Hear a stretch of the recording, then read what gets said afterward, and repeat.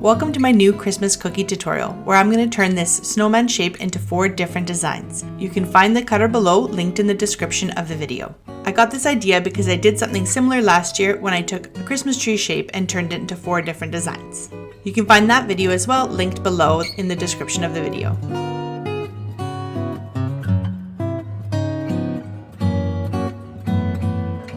So first off, we've got our Santa. So we're going to outline his face first with my outline consistency, and then I'm going to go ahead and flood the middle. It doesn't have to be perfect because most of this will be covered with his beard and mustache. And so most of the times I let my outline dry, but in this case, if you want to move it around a bit because you didn't make a perfect circle, that's totally fine. Just flood it right away, and then you can use your scribe to kind of widen the area or move it around a bit if you need to. So that's what I did because it wasn't a really great circle, so I just want to make sure that I'm covering all the areas that his face would be. If you're looking to make kind of a flesh tone color, I use an ivory base, so ivory Chef Master or Maricolor, and then used a little bit of sienna from Chef Master. Or you can do like a little bit of a light brown if it's too pinky for you. So you can really customize it to how you want. Now we're going to go ahead and do his red suit. Here I've got my red outline consistency. And just touching down anytime I have a corner, and then anytime I have a big curve, I've got my piping bag up high above the cookie, and then coming down, touching down to secure that icing to the cookie. The reason we lift our piping bag up is just to get a nice, smooth, straight line. So even if it's not necessarily straight, you want a straight curved line or, a little section. So that's kind of why we lift up the piping bag, because it straightens out the line a lot. If you're doing a lot of small turns, then make sure you keep that piping bag nice and close so you have full control and your icing doesn't really have a lot of space to move around. If you've got a long line, you can kind of drag your piping bag and drag your line. But when I'm doing smaller, kind of rounded edges and things like that, I like to keep my piping bag nice and close so I have control and I'm not getting too far off my cookie. And then I use the same icing here to do little squiggles in all the narrow areas. And the reason I do this is to prevent craters. Sometimes even though the body is really like a big area, those narrow spots sometimes get some craters in them. So this helps support the icing and it doesn't cave in on itself. You won't notice a crater until they're half dried. And then that's when it happens. So it's a little bit too late. You can always fix it by adding a little bit of flat icing and then just with a really slightly damp brush, kind of rubbing that icing in a little bit into the hole if it's really bad, but it always is a little bit noticeable. So I try to prevent it as much as possible. You can also dry these in front of a fan, and that will also help prevent craters, or if you have a dehydrator, you can use that as well on a very low setting. So I'm just filling with my flood icing here. If you need a good icing recipe, I have mine on my YouTube channel and I will link it down below in the description of the video. And if your outline is not fully dry, that's totally fine. I like to let it dry a little bit just so it holds the shape nicely and it holds all that flood icing inside. Anytime I'm in my narrow spots like this point on the hat here, I'm just putting slight pressure. It's a very small area, so I don't want to put too much flood in there. And depending how loose your flood is as well, you want to make sure you maintain control of how much is coming out of your bag. Now we're going to outline the hair and the beard area. And what you didn't see is I put this cookie aside a little bit and I let it crust over. So the icing is still a little bit shiny, it still looks wet, but it's a little bit more matte looking than when it was just freshly flooded. So I'm trying to do the separate sections. I've done the hat, the face, and the body. None of those were touching. And then I'm going to go ahead and pipe the ones in between. So I'm kind of doing it in sections, doing as much as I can with the first step, letting it dry for a little bit, and coming back and doing this.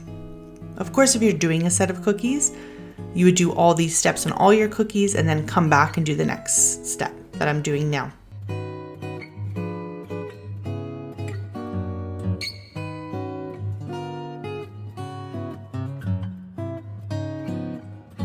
So now we're going to take my outline black consistency and do his belt, and I've slightly curved it down to make him look like he's got a nice big round belly.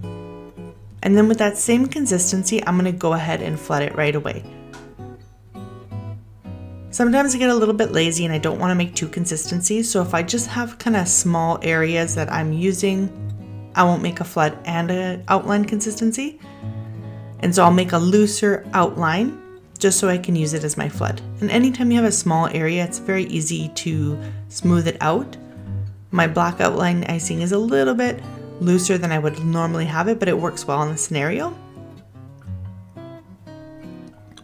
And you can see it's very easily smoothed out. If you put a very thin layer, it's not as easy to smooth out, so make sure you fill it up nice and thick and you can smooth it out, no problem. And then I'm going in with my white outline consistency, and again, just doing little scribbles, squiggles, little lines there. Some of the areas are really narrow, I can't really squiggle in there, so I just put a line, and just again, just to prevent those craters from happening. I kind of got used to just doing them everywhere, anytime it's a narrow area, anytime that I think it might crater, and this just helps support it. And it really helps prevent craters ever since I've started doing it a long time ago. And between that and my dehydrator, that really, it's very rare that I get craters unless my icing is quite old and like I've frozen it and reused it. Or sometimes it's just a little bit too loose. And sometimes things happen even though, you're super prepared and you do everything. Real icing likes to have a mind of its own every so often. And you'll see later in this video, some of the icing that ends up bleeding on this cookie and some of the other ones as well, because my white icing is not quite how it normally is. So now that I've filled in everything, I'm going to go in with my outline consistency again here and just kind of do a triangle shape for the beard. And again here too, usually I'm going to let those base layers crust over a little bit because we don't want this icing to run into the other white hair that we just filled in. So I let that dry for a few minutes and I come back to do the beard.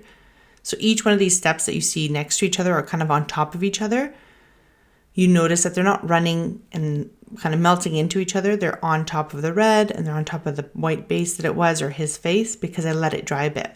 And I didn't let this outline dry because I wanted to make sure I can kind of manipulate the outline where I wanted it to be. In case I didn't do the beard perfectly, I can fix it a little bit. So you see me working my scribe and just smoothing it out a little bit, just making it more even.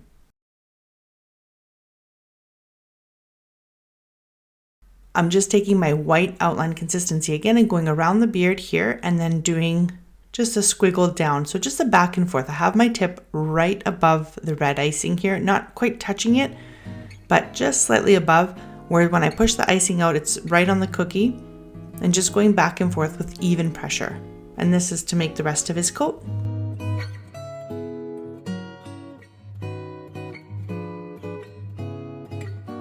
And then we're going to go ahead and do his mustache. So I'm just going to do the outline here and just a rough guideline of how I want the mustache to look. And again, I'm going to go ahead and fill this and not wait for this outline to dry because it's very hard to get it even. So then this way, if my outline is not dry, I can manipulate it, I can push it around. And I'm just going to fill it here with my white outline consistency. And my outline's a little bit thick, so I am going to do the squiggle here and I'm going to flood with my flood icing on top. My flood is a little bit looser than I like to have it, and so I'm going to be very careful because it's very liquidy, so not to push too much because it's a small section. And you can see me working my scribe here, and I'm not quite happy with the placement. I feel like they should be a little bit more fluffier and kind of down, so I'm going to bring my scribe in that circular motion. And then if you need a little bit more icing, I'm trying to spread it downwards and I can't really get it there. So just going to add a little bit of outline here. And with that outline, it's going to blend in with the flood that I had. And then just use my scribe to push it down further. I don't want to use my flood kind of on the edge there because then it would have spilled over. And again, just add more icing if you need to. Because my flood was really liquidy, I didn't want to over flood it and have the risk of it kind of going everywhere. So I didn't put too much, but I need more to sort of spread it out and thin it out and blend it in. So I'm much happier with the placement now and how it looks. And then we're going to go move on to the gloves here and just do a squiggle like we did going down his front. And again, this is my outline consistency, and then the top of the hat as well. And again, just even pressure, just going up and down. And you can always practice this on a paper towel beside you, Sometimes I do that a few times just to get the feel of it. And we're kind of pushing the icing against the cookie so it spreads a little bit. And then we're going to do the top of his hat here. And this is all with my outline consistency. And I'm just going in with my scribe, and you can see how easily it smooths out. Even though it's really thick icing, it still smooths out because I've got a good ball of it there, and it's much easier. And then the same, using my yellow outline consistency, just hovering right above the black there and pushing a lot of pressure. It's a small hole, but it's coming out nice and thick, much thicker than the hole is. And you can see it makes it a nice thick border, so I don't need to outline and fill it. And then I'm going to add the nose with my outline consistency as well, and then just use my scribe to thin it out. This is after the mustache has dried because I want to make sure that it doesn't blend in together. I want to kind of make it nice and separate.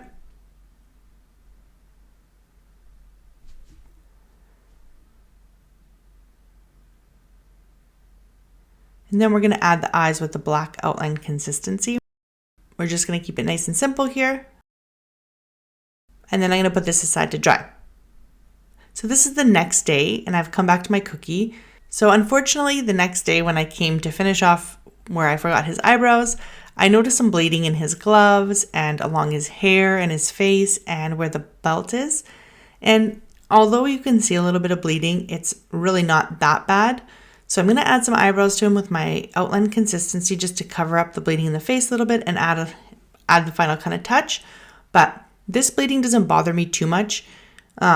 It's unfortunate, but it does happen. And I had a feeling because my icing, I just didn't make it right. I put way too much water when I was studying with my child, and I wasn't paying attention and made it way too loose, then added a bunch of powdered sugar to make it thicker again. And I just didn't whip it properly or maybe add enough white color. So these things happen even to people like myself who have done millions of cookies, maybe not millions, but thousands of cookies. And sometimes you know it's off and you just keep hoping for the best and you think everything's going to turn out, but it's not the end of the world. I will show you a cookie later on in this video that does have a lot more bleeding and how I'm going to fix it. But don't get yourself down if things like this happen. I can almost guarantee you that most people will not notice this kind of bleeding and things like that. There is much worse sometimes, and you just have to restart if it's, a paid order or something. But if it's someone for family, for friends, for the holidays, don't worry about it. I bet you nobody would notice these things. And I'm not too upset about it. It happens every once in a while, even when you do everything, better, or you try your best and just things happen. So don't be too hard on yourselves. I wanted to make sure you guys saw all the mistakes that I make as well, because it does happen even when I try to prevent them as much as possible, or you just have a bad day. So lesson learned, don't be hard on yourself. Give yourself breaks sometimes, and people will love cookies no matter what, I promise. Okay, on to our second character now. So this is the elf. So we've done the same with the face like we did Santa, and I'm outlining his body and his hat now with my green outline consistency. So this is basically the same shape that we just did with Santa, but we're using a green. And I made his face a little bit wider because he's not going to have that big mustache and beard to cover it. So I want to make sure that the face is nice and big and is covering all the area that I need it to. So again, with the same principle with the Santa hat and the Santa arms, we want to put our squiggles in there. And again, this is the difference between outline consistency and flood. You can see that my outline and my squiggles, nothing's moving. If I left it like this, it would dry like this. My flood, on the other hand, once I start going around, you can see it kind of melts together. It does not hold its shape. Everything kind of blobs together. So those are your different consistencies. And I talk a lot about my outline and my flood. And the outline is a thicker icing, less water. And what it does is it kind of contains all that flood icing in there. And then my flood, of course, is the one that kind of melts together and makes everything look nice and smooth once it's all dry. And that's the magic of royal icing that gives you these cool, smooth, finished, cookies. So again, just taking my time going around. I normally work with a looser icing because I don't like to go in with my scribe for every single cookie, and all these areas I would have to go with my scribe and smooth them out if my icing was thicker. So you kind of have to find a medium that you're happy with. When I first started, I used a little bit of a thicker icing because I had less control. And so sometimes it would spill over if it was too loose. So I tended to do a little bit thicker. And I'd have to use my scribe to kind of jiggle the cookie or to smooth out my icing. Maybe I'm just lazier now or I don't want to spend so much time. So I kind of make the icing work for me. It has its pros and cons. Sometimes you get bleeding like I did with this set. Not very often it happens to me, but there's things that you can do to prevent it, like put white in your icing, which I did. Maybe not enough of this one because I did add too much water and then add too much powdered sugar. So my ratios were off a little bit between my meringue powder and my powdered sugar. So like I said, it happens. You have off days. So thicker icing helps that as well to have less bleed. And thicker icing also gives you a little bit of a puffier look on your cookies usually. So if you can do it a little bit thicker, but not too thick where you have to spend so much time smoothing out the icing, then I think that's a win, because I remember when I was doing cookie sets and it would take me a really long time because each cookie, each section I had to smooth out with my scribe. And I thought, it'd be much better if I could just get the icing to work for me and have it smooth out without me having to go in there.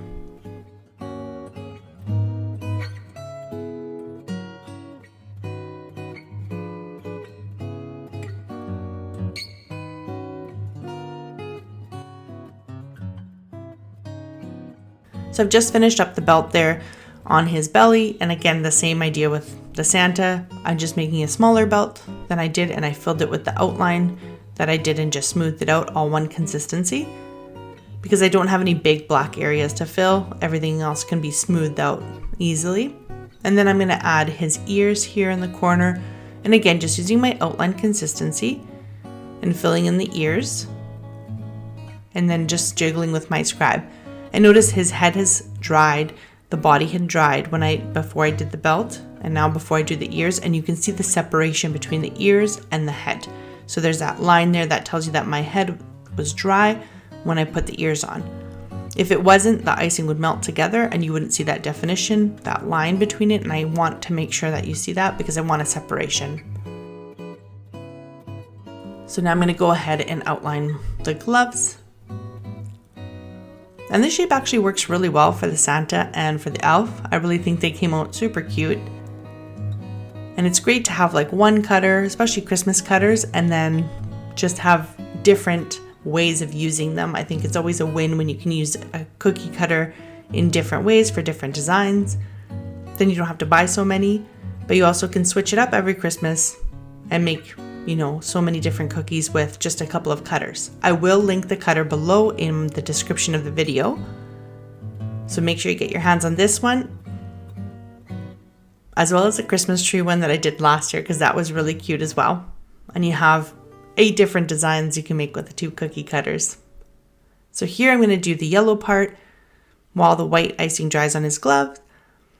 And again, I'm just filling it in here, outlining it, putting my squiggle and filling it in with my flood.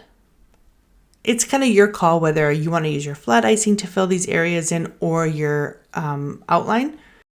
I tend to go if it's small areas and my flood is really loose, it's really liquidy, then I don't want to flood those small areas. So I'll go in with my thicker icing, my outline. But if my flood I can have control and just put a little bit, then I'll go in with my flood. And then we're going to finish. And then we're going to go in and do his hair. And so I've outlined it and again filled it right away with my outline consistency. And again, that way I can manipulate the border of where I've drawn. I'm not the best at freehanding everything, so I like to be able to have the freedom to move my lines and my icing around just to make it look a little bit better once it's on the cookie. And this kind of moves the steps along a little bit quicker as well. And there's certain things I like to outline and flood right away so I can move the lines to where I need it to be.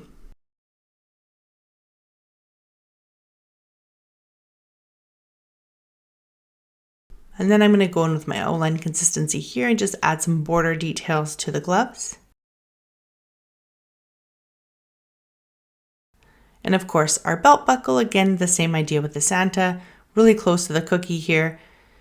And just pushing a little bit hard on the bag so that a lot of icing comes out and it kind of spreads into a thick line. And if you need to make it a little bit thicker, you can go ahead and do that. And always use your scribe if you need it to smooth out a bit. So I'm just going to smooth it out and kind of sharpen the corners up a bit if I can.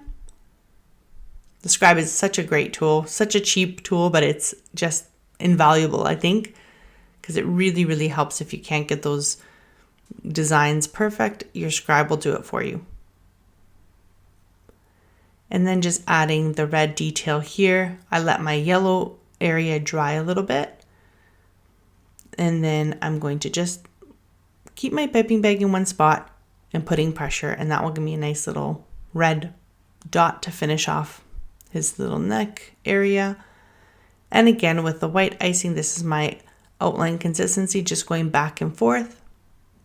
And that will give me the fluffy on the hat. And that will give me the fluffy part on the hat, and of course the ball on his hat as well with my outline. Again, going in and then smoothing out with my scribe. And you can see he's really come together now. The shape actually worked really, really well, especially with the ears there and the hat portion. And of course, we're going to add a little nose, a button nose here. I just think it's just so cute. It just ties it all together nicely. And these details, this is one reason I really like to have two consistencies, is because when I have my outline and my flood, I can use my outline for all these little details. And notice I'm not using black for any big area, so I kind of have a black icing that's my outline consistency, but slightly looser. It's not super, super thick where I can't smooth it out. And then I'm just going to give him a nice little smile with my edible marker. Sometimes I like these fine lines. It just gives it that extra touch. And you do see that the next day as well, I had some bleeding in the hat area from the hair. And so what I'm going to do is just cover that again. So this is again just me coming up with solutions. It's not that bad. It's not super noticeable, but I figured this is an easy cover to do. So I'm just going to pipe over it again with my white icing, and that will cover that up like it never happened. There is some bleeding as well at the bottom of the face with the green, but it's not too noticeable, so I'm not worried about it at all.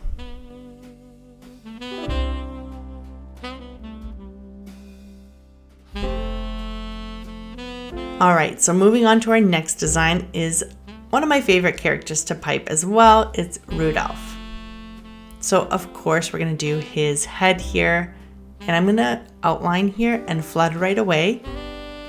And again, I want to make sure that the reason I'm doing this is my circles aren't perfect. So if I need to move my icing around, spread it out a little bit wider or make it more of a round circle or whatnot, I'm able to do that. So if the outline dries, I cannot manipulate the icing where I want it to go. I cannot push it further. So this is why most of my designs I let my outline dry, but these ones I'm not. There's no real rules that you guys have to follow. If I say I let my outline dry and you don't want to, or things like that. Whatever works for you, whatever makes your design better, whatever you like to do, it is totally fine.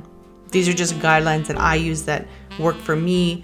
After decorating so many cookies, you kind of find what you like to do, what you don't like to do, and not every set is the same either. So it really depends on what kind of designs you're doing, what tools you have, and how you can do them. So you can see the face has dried now. It kind of still shiny, it's still wet underneath, but the top is a crusted over layer. So you can see the difference now between the face and the stomach that I'm piping now. And one is kind of wet, liquidy. The other one is sort of shiny and crusty looking, I guess. Not quite crusty, but it's crusted over. So if I did put my finger in the face part, it would push right through, but I can pipe on top of it gently and I won't break through the top layer. With enough pressure you will, but this is what we mean when we say crusted over. And when we're waiting for steps to dry, this is what we want to wait for until we do the next step.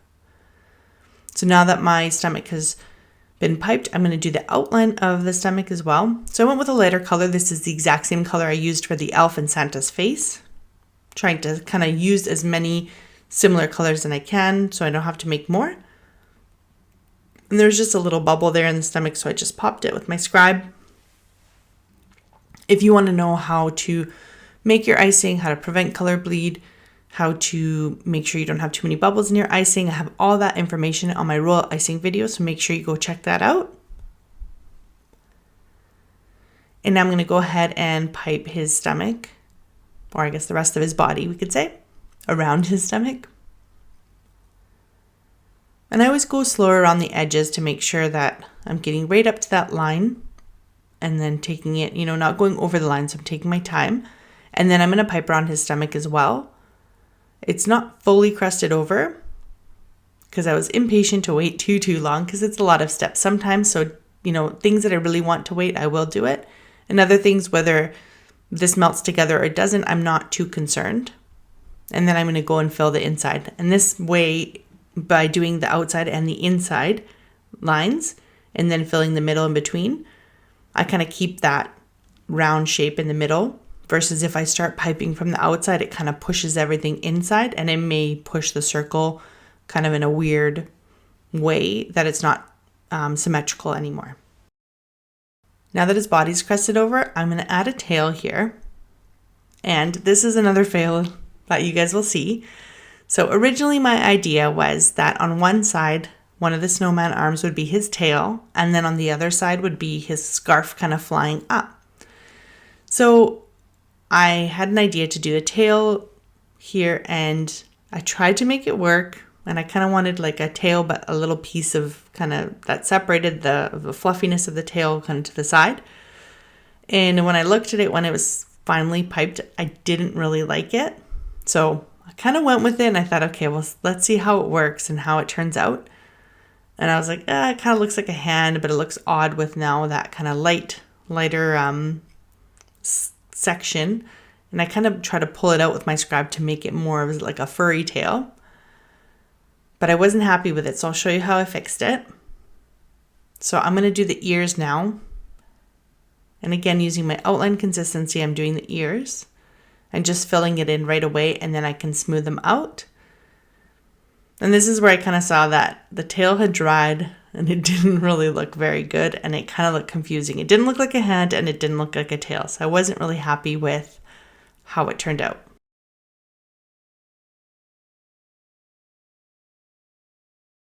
And I'm just adding a little bit more icing into the ears so I can make them, spread them out a little bit more. I didn't have quite enough icing to make the shape that I wanted, so I just add a little bit more in there.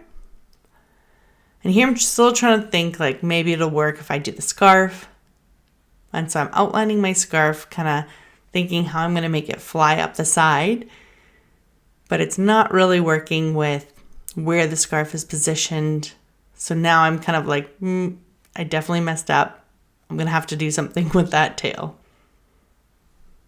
So easy enough. I'm going to take my scribe, and this is a perfect example of what crusted over means. So it's dry enough to pipe over, but I can clearly scrape it off with my scribe, super easy.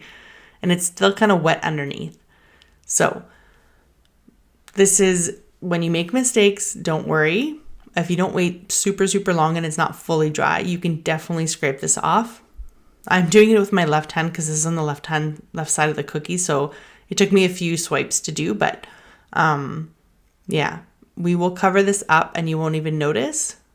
But I'm just wiping my scribe off on a paper towel and just scraping the excess icing off. But you can see how easily it came off and how it was a little bit wet underneath still, so it wasn't fully dry. And we will pipe over this section. You won't even see the icing mark on there. So again, mistakes happen. We change our minds. We do different designs. Sometimes it doesn't come out as I thought it out or how I drew it. So don't worry about it. It happens to everybody. And I like showing you guys the process of, when things go wrong and how we fix it or how we can change it. So I'm going to continue on with my scarf here. And now I'm thinking, okay, what else do? I might as well do arms because he might as well fit in with everybody else and have cute little arms here. So I'm going to make his arms now. So you notice my scarf is dried, and I wanted it dry because I wanted the bottom part of the scarf separate from the top. So while that was drying, I'm going to work on the arms here. And I'm going to do kind of the same idea I did with the other two designs where he's got some gloves on. And again, you can see that I'm just outlining and then just filling right away with the same icing. So this is my outline consistency, and I'm just smoothing it out. And it's a small area. Could you fill it in with your flat? Of course you could. And if I did, I would have put a squiggle down and then put my icing on top. But sometimes I just get lazy to switch bags too, and it's a small area, so I figure I might as well just fill it in and make it nice and puffy and do it with my outline consistency. For him, we're going to give him a hat, but we're not going to give him one of the Santa hats or the elf hats. We're going to give him a toque. I know some of you probably don't know what a toque is, a beanie. I'm not sure what other people say, but we call it here where I'm from a toque. So this is basically just to keep his head warm. So we're going to do the bottom part here, the base, I guess, of the toque in red. And just around his ears I kind of went, and then we're going to add the top kind of ball to it later once this base dries. And then we can come back to the scarf and do his scarf here. And I'm just adding the bottom piece to it. So again, going in with my outline, then I put my squiggle in there, and I'm going in with my flood. Again, it's a small kind of area, and I just lightly go with it. So I think about, sometimes if I have a really big cookie to flood, let's say my green icing, I've cut a bigger hole. So I have to be mindful of these smaller sections that I'm doing, because if it has a bigger hole in the bag, the icing will flow out really quickly. So I have to barely put any pressure. So I kind of keep in mind if I have small details, I don't want to cut my hole too big. Once in a while, I do need to rebag my icing because the hole is just too big and there's too much icing coming out to do these details. So again, these are kind of things you think about, and you can't always make it work for every scenario, but you can always rebag your icing, recut the hole, and so on if you need to. And then we're adding antlers here. So this is my black outline consistency again. Just doing simple little antlers coming out of his toque. And of course he needs a red nose. So with my outline consistency here, I'm just doing the basic shape and then filling it nice and high kind of with the icing, and then going in with my scrap. I want a nice puffy, big red nose. So that's why I'm using my outline consistency. You can see how nice and easily it's smoothed out. And we're going to keep with the red here and go and do his gloves. So I've done a little bit of a border on the edge there and then outlined the glove. So you can see I'm just doing kind of a pressure piping here on the edge of the glove between his arm and the glove, and then doing the rough outline. And then I'm going to let that dry just to hold its shape so there's a nice kind of pronounced glove. And while I wait for that to dry, I'm going to do a little bit of detail on the scarf here. So I'm just doing some lines. So using my outline consistency, these are just really small short lines. So I'm pushing a little bit of icing on, touching it down to the icing to make sure it gets connected. And then just a little bit of pressure, not really lifting it up too high. Sometimes it doesn't work very well. You can see there, my lines are kind of not connecting.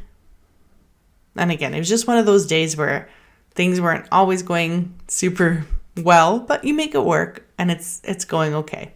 In the end, it looks great. Sometimes the flow and the angle that I'm working in on the camera, it's really hard to see and kind of not get in the way. So things like this happen more often than I like, but I tried to work with it as much as possible. These lines really add a lot of detail, and they're kind of simple. If you have to do a lot of the cookies, sometimes it is a lot of work, a lot of little piping, but I think they add a lot of detail and it makes it look really nice.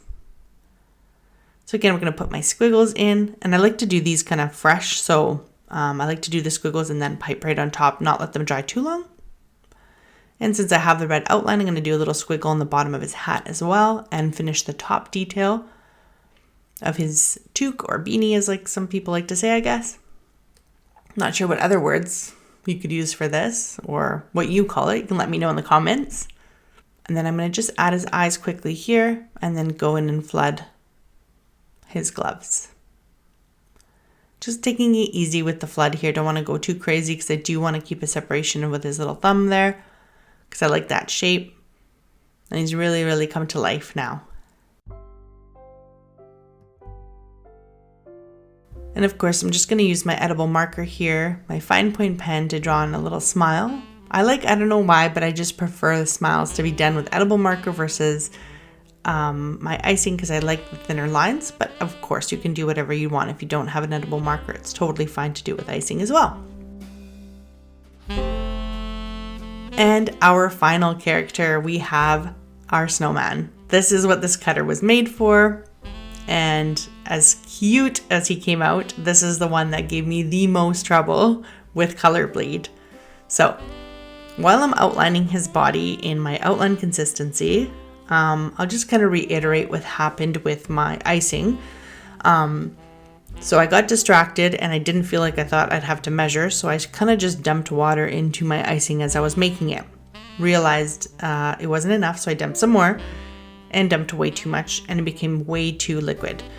So if you watched my roll icing video, you would know, but if you haven't, I like to make my icing a outline consistency first, all of it, before I thin it down. And I usually color my icing and then thin it down to my flood. So my icing ended up way too thin and I added a lot more powdered sugar to make it thicker again. So when I did that, my ratio of how much meringue powder I put and powdered sugar now was way off because I put probably another half bag of powdered sugar. So I thought, it wouldn't be such a big deal. I did put some white color in my icing and again, didn't measure anything, just kind of squeezed it in. But again, I think because I added so much water and so much powdered sugar after, it wasn't quite enough. So I think that's one of the big issues that my ratios were off with meringue powder versus powdered sugar and not adding enough white to my icing. That was also another issue with color bleed. And also I think the last issue is that when I whipped my icing, because I had to mix it longer when I added more powdered sugar and I had to kind of keep adding it because it was a lot more than I thought I would have to. I thought, I don't want to overmix my icing. So I only whipped it slightly and I really should have whipped it nice and thick. And again, there's a fine line between over whipping and under whipping your icing. But I knew when I started piping my white, it's hard to tell in the video, but it kind of looked like a glaze. Like it was not a true white. It was like a slightly see-through white, like a glaze icing versus royal icing. So I had a feeling when my icing kind of looks a little bit see-through like that, it gives me a lot more issues versus, so I think I did not whip it enough either when it was at a thick state. And so, like I said, it all went wrong from the beginning, but in the end, it all worked out. And to show you that you just have some off days. And if you think something's off and you are doing an order that you're selling or something, and something doesn't look right, then it's probably better to start from scratch, like remake your icing or something before, you have to do your order, because it's very devastating when you have this color bleed and you are selling your cookies and people expect close to perfection. And again, the first few cookies that I had the color bleed on weren't too noticeable, but the snowman at the end, you'll see once I've left it to dry, it does have quite a bit of color bleed and almost not noticeable, I guess, or too noticeable. And it's quite noticeable where this one I would not want to give to anybody as a gift or, sell. So again, we have to come up with ways to hide it if it does happen. And there's no perfect solution, but there are ways that I'll show you later that we can do that. Okay, so similar to the Rudolph, we're going to give him a scarf, and we're just going to do this one a little bit differently. So I've outlined both sections at the same time. And then I've also done my squiggles, and again, going in with my flood on top. So just with really, really light pressure, because it's loose icing. We don't want to overflow it. If I put pressure on here, this icing is just going to bubble right over my outline. So want to keep it in there. And then I'm going to smooth it out. So you can see the difference between the Rudolph one, where we did it in sections, and there's separation between the bottom part of the scarf that's coming out and the top part. And here it all looks as one.